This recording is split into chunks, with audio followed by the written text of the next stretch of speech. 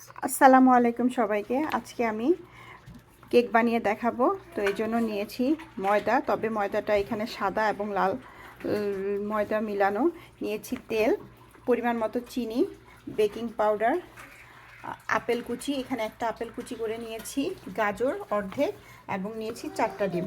তো চলুন শুরু করা যাক কেক বানানো। আমি ডিমগুলো ভেঙে ভালো করে ফেটে নিয়েছি। এখন আমি পরিমাণ মতো চিনি নিয়েছিলাম সেটা দিয়ে দিচ্ছি। আমার ডিম এবং চিনিটা ভালো করে মেলানো হয়ে গেছে। এখন আমি পরিমাণ মতো তেল নিয়েছি, সেটা ঢেলে দিচ্ছি। ভালো করে নেড়ে নিব। দেখুন আমার চিনিটা, তেল এবং ডিম একসাথে মেলানো হয়ে গেছে। এখন আমি এটার সাথে অল্প অল্প করে ময়দাগুলো দিয়ে নেড়ে নিব। এভাবে আস্তে আস্তে করে নেড়ে নিব।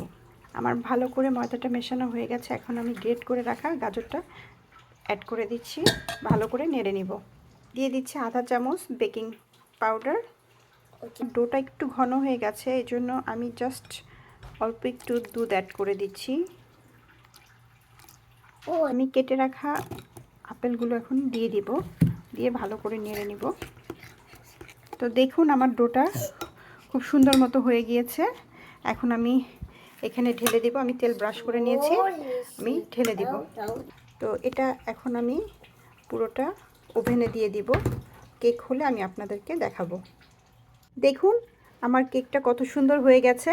গরম গরম ওভেন থেকে বের করেছি। এখন আমি এটা কেটে দেখাবো আপনাদেরকে। দেখুন আমি গরম গরম কেটে দেখাচ্ছি কেকটা কত নরম হয়েছে। গাজর এবং আপেল দিয়ে কেক বানানো। আমার বাচ্চারা গাজর এবং আপেল খেতে চায় না, এই জন্য আমি ওদেরকে এভাবে কেক বানিয়ে খাওয়াই। তো আমার ভিডিওটা যদি ভালো লেগে থাকে তাহলে অবশ্যই সাবস্ক্রাইব করবেন। ধন্যবাদ।